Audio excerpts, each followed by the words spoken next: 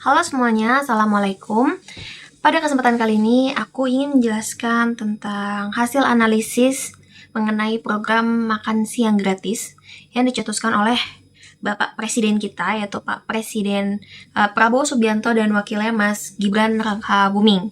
Nah, program makan gizi gratis atau makan siang gratis ini dimulai sejak tahun 2025, tepatnya pada Januari, dan akan berlangsung sampai dengan tahun 2029. Jadi program ini itu menargetkan peserta didik mulai dari tingkatan paling rendah yaitu TK atau PAUD hingga tingkat SMA dan juga ibu hamil dan ibu menyusui. Kemudian program makan siang gratis ini itu dibentuk sebagai responnya pemerintah mengenai angka stunting di Indonesia yang mulai meningkat, yaitu sekitar 21,6%. Dan ini sangat berdampak pada tumbuh kembang anak dan juga berdampak pada gangguan konsentrasi para peserta didik yang ada di sekolah. Kemudian, program ini itu memiliki tujuan, ya beberapa tujuan, dan pasti setiap program itu memiliki tujuan ya teman-teman.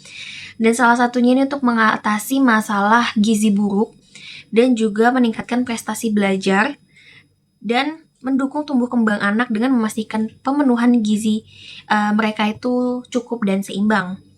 Dan tidak lupa juga peran dari masyarakat sekitar yang dimana pemerintah memberdayakan warga lokal untuk ikut terlibat dalam pembuatan makanan dan juga pengantaran makanan dari pusat pembuatan ke sekolah-sekolah yang ada di beberapa wilayah di Indonesia.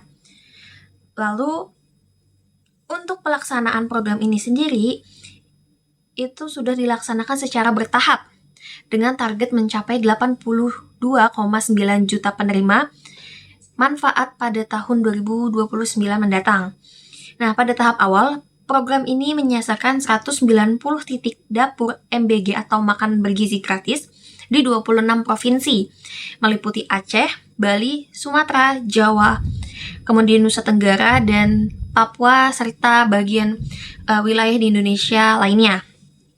Nah, penerima manfaat ini meliputi anak sekolah, balita ibu hamil, dan juga ibu menyusui yang tergabung dalam program makan bergizi gratis ini.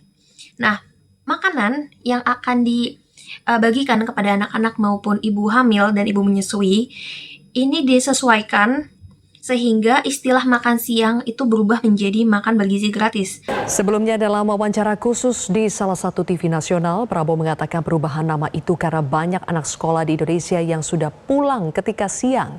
Jadi pemberian makan gratis saat siang hari dirasa terlambat. Rencananya makan gratis akan dibagikan pada pagi hari. Dari tujuan pasti ada manfaat. Nah, manfaat dari program makan bergizi gratis ini itu untuk meningkatkan status gizi anak dan ibu hamil yang berdampak positif pada kesehatan dan perkembangan. Jadi kalau misalnya anak-anak dan ibu hamil mendapatkan makanan bergizi yang cukup dan seimbang, itu adalah sebuah harapan bagi pemerintah agar anak-anak dan ibu hamil menjadi sehat ya, dan itu juga berpengaruh pada potensi prestasi anak saat dia sedang menempuh proses pembelajaran ya. Kemudian juga pemerintah ingin melibatkan ekonomi lokal melalui keterlibatan petani dan UMKM dalam penyediaan bahan makanan dan juga untuk mengolah makanan tersebut. Dari manfaat pasti ada tantangan. Jadi setiap program itu pasti memiliki tujuan, memiliki manfaat, dan memiliki tantangan serta kritik. Nah, untuk tantangan atau kritik sendiri ini itu kan biasanya terbagi menjadi dua golongan, ada yang positif, ada yang negatif. Sudah pasti ya banyak kritik kan yang dilontarkan atau yang ramai sekali terhadap program ini, yang dimana banyak yang menolak, terus ada juga yang menerima dengan respon yang baik, dan sebagainya. Nah, salah satu tantangan yang didapat pemerintah dari program makan bergizi gratis ini itu adalah beban anggaran yang sangat besar. Dengan alokasi 71 triliun pada tahun pertama dan proyeksi mencapai 460 triliun pada tahun 2029 mendatang. Hal ini itu menimbulkan sebuah kekhawatiran terkait keberlanjutan fiskal dan kesehatan APBN.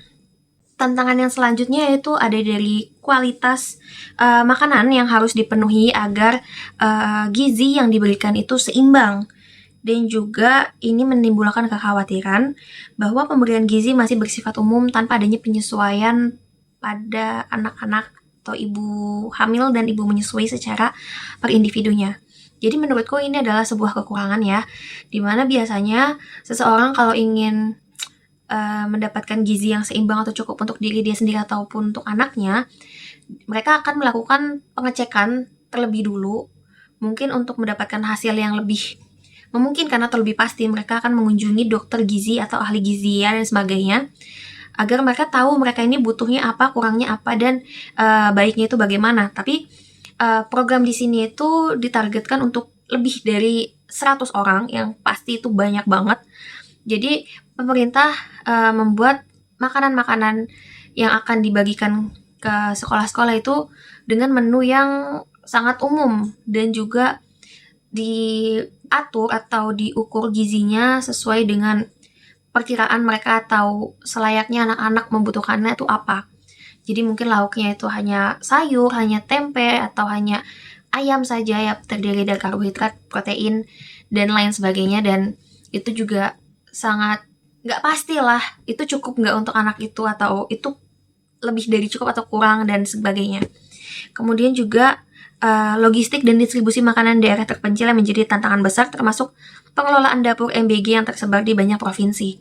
Jadi hal antar mengantar atau hal pembuatan dapur itu juga sangat menjadi tantangan, di mana tidak semua wilayah di Indonesia ini memiliki jalur atau akomodasi yang lancar. Jadi itu juga mungkin menjadi tantangan mereka kalau mereka harus mengantar makanan-makanan itu ke sekolah-sekolah yang ada di wilayah dalam ya. Itu bisa jadi suatu kesulitan, mungkin dari medan jalannya yang belum rata, atau dapur yang mereka buat itu masih belum memadai, dan sebagainya.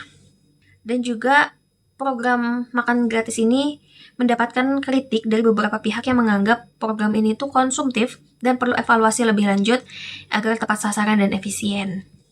Lalu di luar dari tantangan dan kritik yang sangat banyak itu, dari berbagai kalangan, dari berbagai kaum yang memberikan kritik, program ini tuh mendapatkan dukungan dan kolaborasi dari berbagai pihak termasuk internasional seperti Amerika Serikat dan Cina. Jadi Amerika Serikat dan Cina ini turut memberikan pendanaan dan dukungan secara teknis. Oke, jadi tantangan dan kritik sebelumnya itu adalah sebuah bentuk dari respon masyarakat yang berbagai macam, mulai dari yang positif dan negatif, dan juga ini merupakan sebuah cerminan dari perbedaan latar belakang sosial, ekonomi, pendidikan, serta juga dari berbagai persepsi masyarakat yang berbeda-beda tentang kebijakan pemerintah ini. Nah, untuk respon positifnya, itu kita bisa lihat salah satunya aja, itu dari pengurangan beban ekonomi. Jadi banyak masyarakat, terutama di kalangan yang kurang mampu, itu menyambut baik program ini karena membantu meringankan pengeluaran keluarga untuk kebutuhan makanan anak-anak yang ada di sekolah. Jadi dengan adanya program makan siang gratis ini, para orang tua dari kalangan yang kurang mampu itu sangat merasa senang karena mereka tidak perlu lagi mungkin mengeluarkan lebih untuk membekalkan mereka makanan atau sekadar uang jajan, dan mengharapkan bahwa sekarang anak-anak mereka telah mendapatkan bantuan dari pemerintah untuk menikmati makanan-makanan yang mungkin belum pernah mereka makan sebelumnya.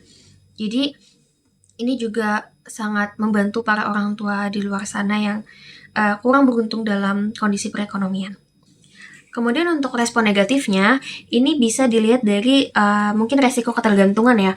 Jadi beberapa pihak menilai program ini akan menimbulkan ketergantungan masyarakat kepada bantuan pemerintah dan mengurangi motivasi untuk mandiri. Kemudian, menurut data survei dan media sosial yang saya temui, di dalam survei ini menunjukkan 21% masyarakat menerima dan menyambut baik program makan siang gratis atau program makan gizi gratis ini, dan sementara sisanya ini tidak memberikan pendapat atau tidak merespon sama sekali. Dan hal ini juga menandakan bahwa perlu adanya komunikasi atau edukasi terkait tujuan dan manfaat program makan siang atau makan gizi gratis ini. Kemudian untuk media sosial, ini banyak banget postingan terkait program makan siang gratis ini yang mendapat kritikan maupun respon yang positif. Sementara mereka yang memberikan kritik positif itu adalah mereka yang menerima manfaatnya langsung atau mereka yang merasakan dampaknya langsung bagaimana program ini berjalan, dan mereka yang memberikan respon negatif itu kebanyakan dari mereka yang mempertanyakan bagaimana keberlanjutan program ini dan juga transparansi program ini.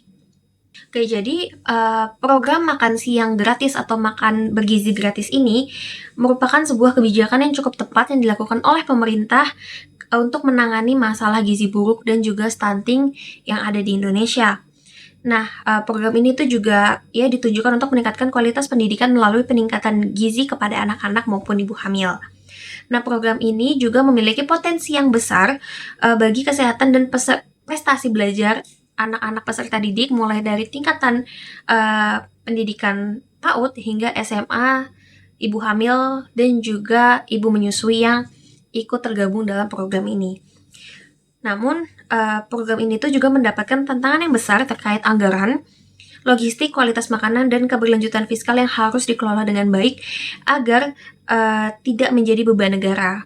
Dan juga program ini tidak luput dari evaluasi dan penyesuaian skala dan berkala yang sangat diperlukan untuk memastikan efektivitas dan efisiensi program ini. Kemudian juga respon dari masyarakat terhadap program makan siang atau makan bergizi gratis ini cenderung positif di kalangan yang membutuhkan. Namun secara umum masih diwarnai kekhawatiran terkait efisiensi, kualitas, dan keberlanjutan program tadi. Nah, sentimen negatif juga cukup dominan di media sosial dan survei yang menunjukkan perlu adanya peningkatan transparansi dan juga komunikasi serta evaluasi berlanjut agar program ini dapat diterima dan berjalan efektif di seluruh lapisan masyarakat. Mungkin sekian dari yang dapat saya jelaskan menurut hasil analisis saya. Jadi kurang lebihnya mohon maaf. Assalamualaikum warahmatullahi wabarakatuh.